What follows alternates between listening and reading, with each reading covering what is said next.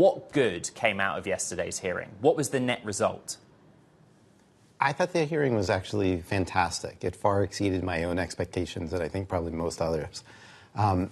It was really bipartisan, and I think we all agreed there, almost everybody except the IBM executive, all agreed that we need to have some kind of national agency governing AI, and probably want some global agency doing that. Sam Altman was supportive of that. That's an idea I've been pushing for the last month or two, so it was wonderful to have his endorsement. And the government, the senators as a whole, were pretty positive towards it. I think the notion is that the United States should try to lead the way if we're going to do something global. I hope that will happen. And there was also strong support for having something like FDA kind of regulations, where if you have a sufficiently large model, you need to show that it is sufficiently safe. You can't just release something to 100 million people. So there's lots to discuss, but I thought it was a very positive atmosphere, very bipartisan, and people recognized how serious the problems were. And also, I think there was a lot of sense from the senators that they feel like they didn't do the right thing with Section 230 and the Internet, and that they wanted to do better this time. And they're here a lot faster. You know, it took them like 14 years after social media before they really did anything. And, you know, it's only 6 months after ChatGPT made it big that they're trying to handle it. So I saw a lot of seriousness on the part of the senators. Gary, I invited our audience to put forward questions. A lot of people interested in you coming on the program. I'll give you a second to take on some water. There are many that tweeted at me saying that what you were doing was scaremongering. Is that a fair accusation that they've leveled at you?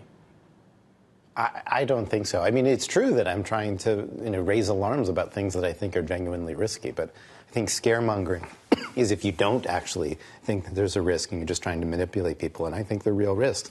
I've put all my own effort, I'm not getting paid for this, into trying to help us address those risks because I think they're real. Sam thought they were real too. You know, Sam agreed with me that there were risks to our elections and possibly much graver risks in the long term if we don't figure out how to control our AI systems.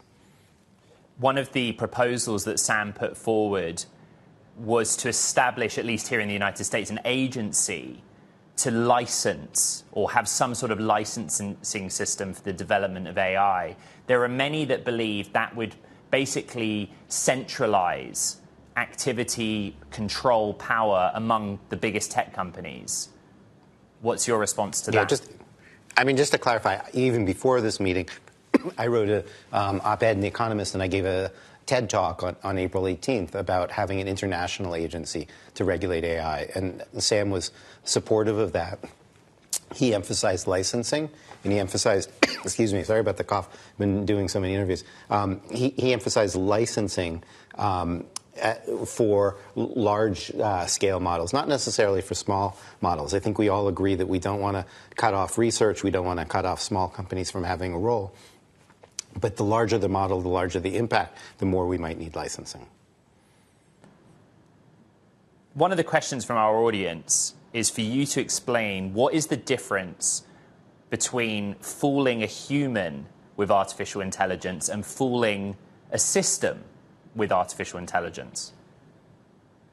I'm not sure what you mean by fooling a system with artificial intelligence, but I think what they mean is that if you're a consumer and you're confronted by information from a generative AI tool and it's false, you are fooled. But you can also use LLMs and foundation models to automate all kinds of processes, from SaaS through to internal workflow, whatever it will be. And I think that the root of that question is, what is the greater risk about human interaction with AI or broadly automation that comes from those tools?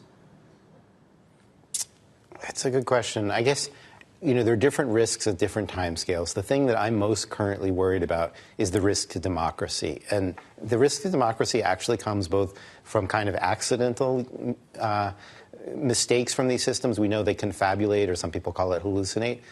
They do that automatically without human intervention. They're just not a very reliable technology. And then bad actors can deliberately use them to make enormous amounts of misinformation that's incredibly plausible. They can do that with deepfakes for images. They can do it with text. And so they're both the fact that the systems are unreliable, they don't know what they're talking about, they can't verify what they're saying, and they can be abused. So it's kind of like both.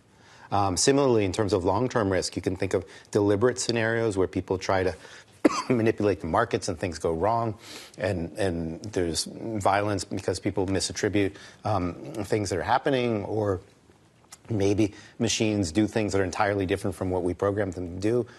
So I don't know if you can neatly dichotomize it in that way. The reality is the machines are not reliable, and the machines are not very well controlled, and so that leads to all kinds of risks. Gary, why is the large language model approach not the right approach to achieve AGI, in your opinion? Well, I just saw the words on your screen: safer and more aligned. Excuse me. These systems aren't that safe. They're not that sophisticated. They don't have a model of the world. They don't understand what's going on. And so, for example, they make stuff up all the time. They made up a sexual harassment charge. They said Elon Musk was dead when he's alive. I mean, all kinds of craziness. They're just not systematic, trustworthy bits of AI. When we look back 20 years ago, 20 years from now, it'll be like looking back at cell phones from 20 years ago. It's like, they had a phone that big? We're going to say they used AI that was that unreliable? Like, what were they thinking? Gary, what do you want to happen next? You actually quite praising or complimentary of the hearing itself, it being bipartisan. But if there is a concrete next step for lawmakers or regulators to take, what does it look like to your mind? I think the next step is to actually figure out what regulation would look like. I think we probably need a cabinet-level agency, and I think we should start drafting plans for how that would work. And there's lots of complications in terms of how it would work with existing agencies, how it would work internationally. I think we should start, taking the consensus that we've got and try to represent what that might look as actual legislation. And finally, Gary, you talked about the need for a global regulator or a global agency. Do you recognize a sort of multi-speed approach, what Europe is doing, what China is doing when it comes to the regulation and development of AI technology? So I think we have an opportunity here to do something rational rather than just sort of arbitrary and balkanized. So it's not actually in the interest of the AI companies if we have like 193 or 195, whatever, 100, many different places where you have to train your own language model. So as you probably well know, it's very expensive to train these models. It's very costly in terms of climate impact. And so if everybody is requiring their own set of rules, their own set of giant language model that takes millions of dollars to train and a certain number of jet flights in terms of emissions and so forth, that's not a great thing. And so I think the companies themselves would like some kind of alignment here, some kind of systematic way of doing business. And then, there's all this talk about global tension and stuff like that, and some of it is, of course, real. But in terms of AI, no country wants their citizens to be completely overwhelmed by misinformation. Nobody wants to be completely overwhelmed by cybercrime. And nobody wants, robots to take over the world, which is not an immediate concern. But in the long term, we do have to make sure we get that right. So I think even if, some countries are going to do some things differently, I think there's a lot of intersection between what different countries want and even the companies, want some alignment here. So I think there's a real opportunity, even though, of course, the politics are difficult.